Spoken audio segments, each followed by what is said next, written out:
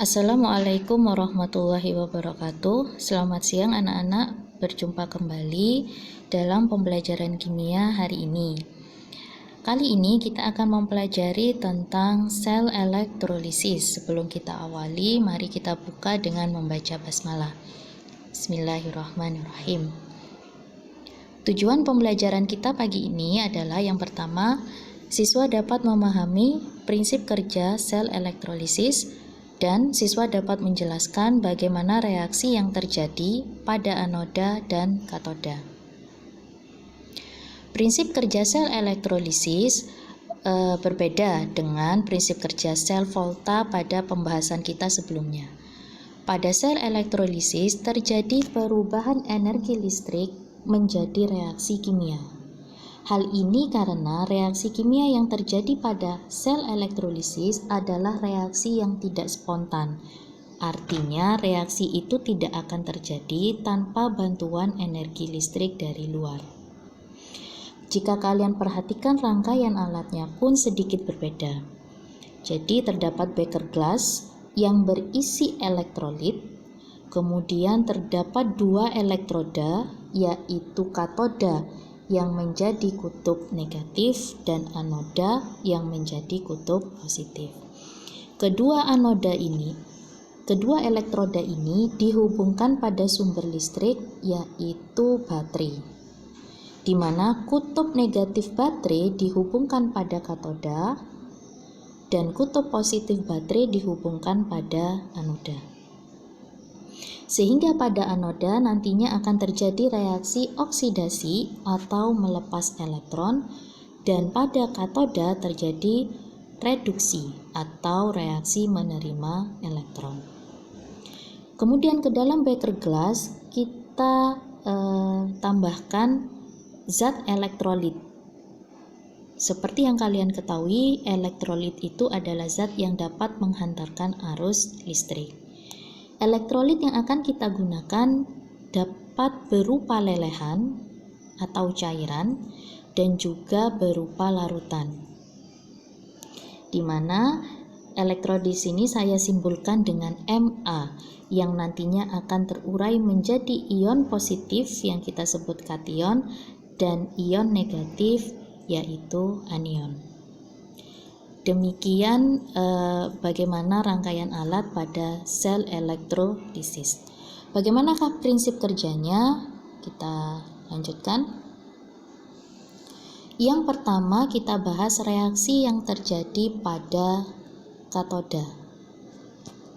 Reaksi pada katoda itu bergantung pada jenis elektrolit dan kationnya.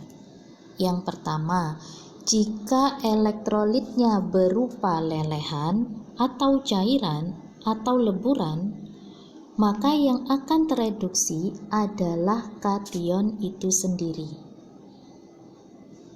Dengan reaksi sebagai berikut.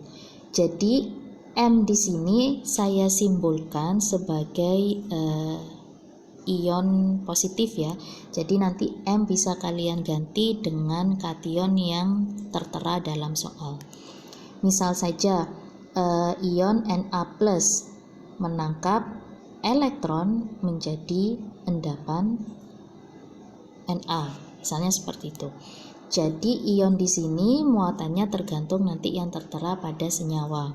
Jika dia bermuatan 2+, maka dia harus menangkap 2 elektron dan seterusnya.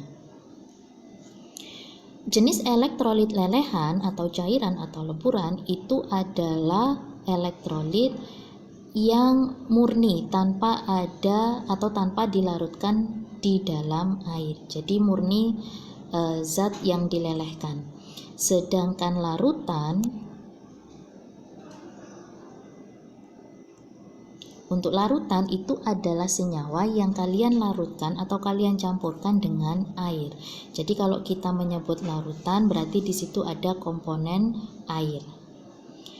Jika jenis elektrolit yang digunakan berupa larutan, maka yang bereaksi adalah kationnya dengan aturan sebagai berikut. Yang pertama, jika kationnya golongan 1A dengan unsur antara lain Li, Na, kalium, rubidium, cesium, dan unsur golongan 2A, Mg2+, Ca2+, dan seterusnya, dan juga ion Al3+ dan Mn2+, maka yang tereduksi adalah air. Jadi yang tereduksi bukan kation ini, melainkan yang tereduksi adalah air dengan reaksi sebagai berikut. Nah, reaksi ini sudah paten ya, silahkan kalian ingat. Itu jika kationnya golongan 1A, 2A, Al, atau Mn2+. Yang berikutnya, jika kationnya merupakan ion asam atau H+, maka yang tereduksi adalah kation H+ itu sendiri sesuai reaksi sebagai berikut. Ya, ingat reaksi reduksi itu adalah reaksi mengikat atau menerima elektron. Jadi elektron berada di sisi kiri panah, ya. Oke, jika kation merupakan ion asam, maka yang tereduksi adalah kation H+ itu sendiri. Sesuai reaksi ini.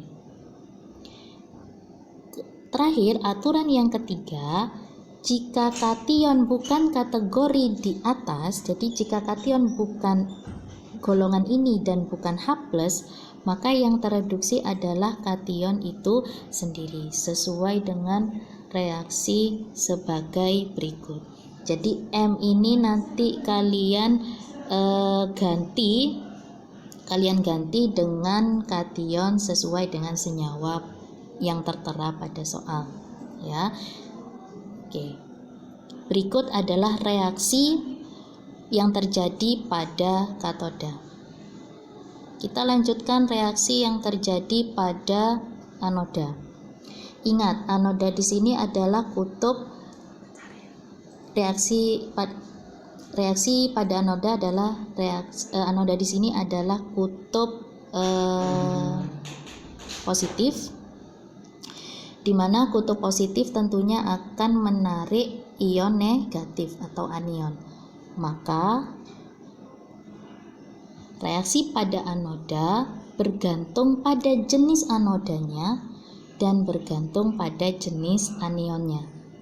Aturan pertama, jika anodanya berupa anoda inert di sini maksudnya anoda yang sulit bereaksi, antara lain karbon, platina, dan emas, maka yang akan teroksidasi pada anoda tergantung dari jenis anionnya. Yang pertama, jika anionnya berupa sisa asam oksi ini adalah sisa asam yang mengandung oksigen, misalnya asam sulfat. Nah, sulfat di sini kan mengandung oksigen, kemudian nitrat, karbonat, dan seterusnya. Maka yang teroksidasi bukan anion ini, melainkan yang teroksidasi adalah air, sesuai dengan reaksi sebagai berikut. Nah, ini sudah paten reaksinya. Yang kedua, jika anionnya berupa ion halida, yaitu F- atau Cl-, Br- atau I-, di sini saya simpulkan dengan X-, maka yang teroksidasi adalah anion ini. Jadi saya simpulkan ya, 2X- teroksidasi menjadi gas X2 dengan melepas 2 elektron. Jadi X di sini nanti silakan kalian ganti dengan salah satu ion ini, bisa F-, Cl-, Br-, dan I-. Yang ketiga, jika anionnya berupa ion basa atau OH-, maka yang teroksidasi adalah ion OH- tersebut sesuai dengan reaksi sebagai berikut. Nah, reaksi ini akan terjadi jika anodanya bersifat inert. Bagaimana kalau anodanya bersifat aktif? Aktif di sini maksudnya anodanya mudah bereaksi. Apa saja anoda aktif? Selain karbon, platina, dan emas. Jadi semua logam kecuali karbon, platina, dan emas. maka yang teroksidasi adalah anoda itu sendiri.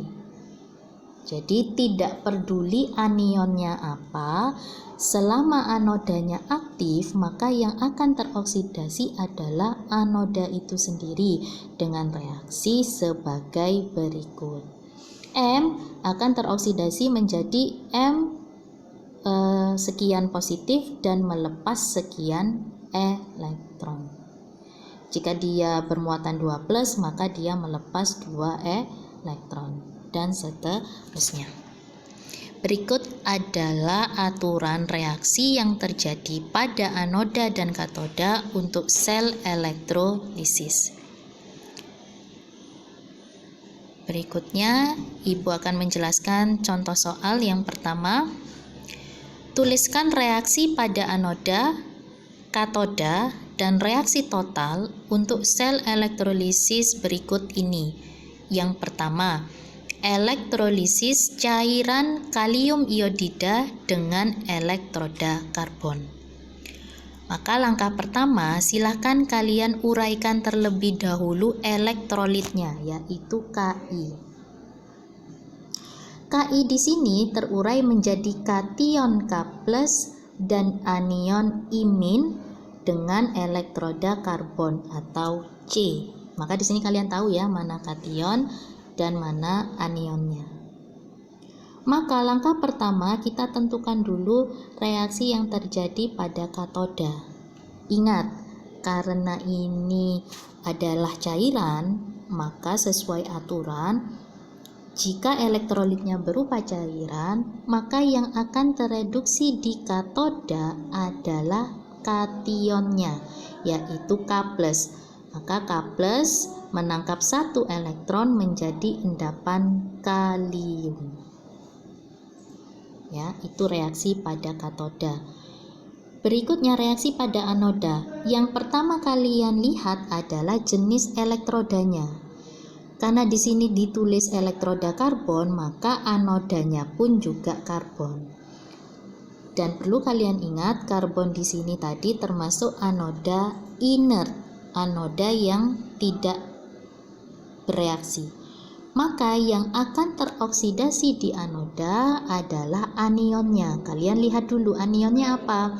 Oh, ternyata anionnya termasuk salah satu anion halida, imin. Maka reaksinya kalian perhatikan. Ini tadi ya aturannya. Jika anionnya berupa halida, maka reaksinya sebagai berikut. Maka bisa kita tulis reaksi di anoda adalah 2 imin teroksidasi menjadi gas I2 dengan melepas 2 elektron.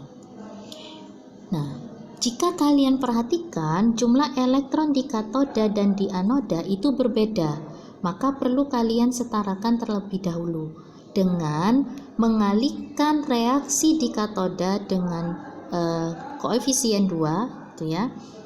Dan untuk reaksi yang di anoda tetap kalian kalikan 1. Jadi elektron yang dilepas harus elektron yang diterima harus sama dengan elektron yang dilepas. Maka reaksi yang pertama kalian kalikan 2 semuanya. Sehingga reaksinya menjadi 2K+ menangkap 2 elektron menghasilkan 2K. Untuk reaksi yang bawah tetap ya, tidak ada perubahan. Kemudian karena elektronnya sudah kalian samakan, maka elektron di sini bisa kalian coret, yaitu mengurangi ya. Coret, maka reaksi totalnya bisa kalian tulis sebagai berikut. 2K+ bereaksi dengan 2 imin di sini menghasilkan endapan kalium dan gas iodida. Jadi reaktan dijumlahkan dengan reaktan, produk dijumlahkan dengan produk, di mana jumlah elektronnya sudah sama, jadi sudah bisa dicoret. Maka berikutlah reaksi total pada sel elektrolisis cairan Ki dan elektroda karbon. Contoh soal yang kedua, tuliskan reaksi pada anoda, katoda, dan reaksi total untuk sel elektrolisis berikut ini, yaitu larutan, maaf ya ini ibu koreksi, Ini adalah larutan, kalian ganti larutan natrium sulfat dengan elektroda nikel. Yang pertama, langkah pertama silakan kalian uraikan terlebih dahulu natrium sulfat. Ingat, natrium itu golongan 1, maka muatannya positif, dan sulfat itu adalah ion SO4 2-. Menggunakan elektroda nikel. Nikel itu simbolnya Ni. Jadi kalian sudah tahu kation dan anion. Maaf ya, ini ibu koreksi, di sini simbolnya bukan liquid tapi aqueous ya, larutan. Ini salah. Oke, ingat ini adalah larutan. Maka reaksi di katoda karena elektrolitnya berupa larutan ya, elektrolitnya berupa larutan, maka yang tereduksi ya, kita lihat kembali. Nah, jika elektrolitnya berupa larutan dan ternyata kationnya salah satu golongan 1A, maka yang tereduksi bukan Na plusnya melainkan air. Sehingga reaksinya bisa kalian tulis sebagai berikut. Kemudian yang kedua, reaksi pada anoda. Reaksi pada anoda yang kalian perhatikan pertama kali adalah jenis anodanya. Nah, nikel itu termasuk anoda aktif, maka yang teroksidasi nantinya adalah nikel itu sendiri sesuai dengan reaksi ini. Maka bisa kita tuliskan sebagai berikut. Nah, nikel akan teroksidasi menjadi ion Ni2+ ya. Sehingga bisa dituliskan sebagai berikut. Maaf ya, gambarnya sedikit berantakan. Kalau kalian perhatikan, jumlah elektron yang diterima sudah sama dengan jumlah elektron yang dilepas, sehingga elektron di sini bisa kalian coret dan kalian jumlahkan kedua reaksi ini, sehingga reaksi totalnya bisa kalian tuliskan H2O bereaksi dengan nikel, ya ini menghasilkan 2OH- dan gas H2 dan ion Ni2+. Berikut reaksi total untuk elektrolisis larutan Na2SO4 ya. Oke. Untuk lebih untuk lebih mengetahui pemahaman kalian, silahkan kalian coba latihan soal berikut. Ada 3 buah soal, silahkan kalian kerjakan. Kemudian nanti bisa kalian upload di e-learning maksimal maksimal hari Jumat ya, karena Jumat kita masih ketemu lagi, jadi kita akan bahas hari Jumat. Silahkan kalian coba, mudah-mudahan penjelasan saya bisa dipahami. Jika ada yang mau ditanyakan, silahkan bertanya via WA. Saya akhiri, mudah-mudahan bermanfaat. Assalamualaikum warahmatullahi wabarakatuh.